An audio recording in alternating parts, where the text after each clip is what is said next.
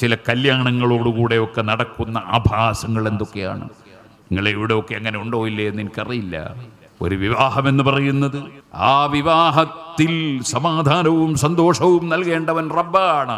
അതിൽ ഹൈറായ മക്കളെ നൽകേണ്ടവൻ റബ്ബാണ്. ഭാവിയിൽ ഈ ദാമ്പത്യ ജീവിതം സന്തോഷകരമായി കൊണ്ടുപോകേണ്ടവൻ റബ്ബാണ്. ആ റബ്ബിന്റെ സഹായമില്ലാതെ വല്ലതിനും സാധിക്കുമോ? 2, 3, 4 മക്കളുള്ള സ്വന്തം ഭാര്യ ആ മക്കളെയും കൂട്ടി ഇറങ്ങിപ്പോകുന്ന രംഗങ്ങൾ. 3, 4 മക്കളായിട്ട് എനിക്ക് ഭർത്താവ് വേണ്ടെന്ന് പറഞ്ഞ് പോകുന്ന സ്ത്രീകൾ. ഇതേപോലെ 3, 4 മക്കളുണ്ടായതിനു ശേഷം സ്വന്തം ഭാര്യയോട് മനസ്മടുത്തു, ഇനി അവൾ എനിക്ക് വേണ്ട എന്ന് പറയുന്ന ഭർത്താക്കന്മാർ. ഇതൊക്കെ നമ്മൾ ദിനേന കാണുന്നില്ലേ? ആരാണ് നമുക്ക് സന്തോഷകരമായ ജീവിതം മരണം വരെ തരേണ്ടത്? ആരാണ് നമ്മെ നിയന്ത്രിക്കുന്നത്?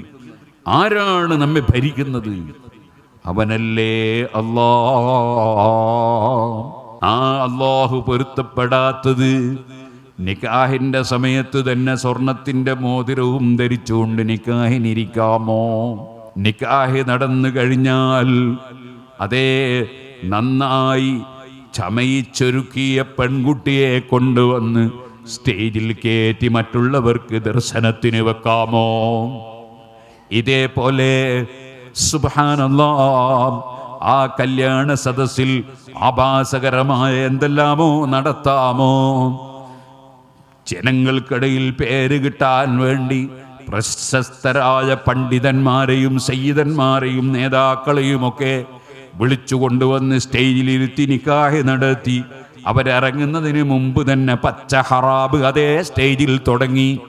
അങ്ങനെയല്ലേ പല കല്യാണങ്ങളും പൊടിപിടിക്കുന്നത്? കാലം കുറച്ചേ മുന്നോട്ടെത്തിയാൽ ഇതിൻ്റെ ഭാവി കാര്യങ്ങൾ എന്താണെന്ന്, ദുന്യാവിലുള്ള വിഷയം നിനക്കറിയാമോ? ആഖിറത്തിലുള്ളതറിയാമോ? ഇല്ല. റബ്ബിനെ കുറിച്ചുള്ള ചിന്തക്ക് പകരം അഹങ്കാരം മനുഷ്യനെ പലതും ചെയ്യിപ്പിക്കുകയാണ്.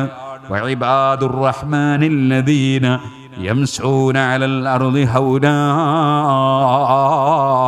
പടച്ചവന്റെ അടിമയാണെന്ന ബോധത്തോടെ ജീവിക്കുന്ന പടച്ച റബ്ബിന്റെ ഇഷ്ടദാസന്മാരായ അടിമകൾ, അവർക്ക് അഹങ്കാരമില്ല, അസൂയയില്ല, വിദ്വേഷമില്ല, വെറുപ്പില്ല.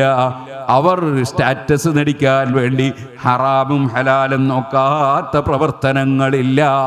അവർ താഴ്മയോടെ ലോകത്ത് ജീവിക്കുന്നു.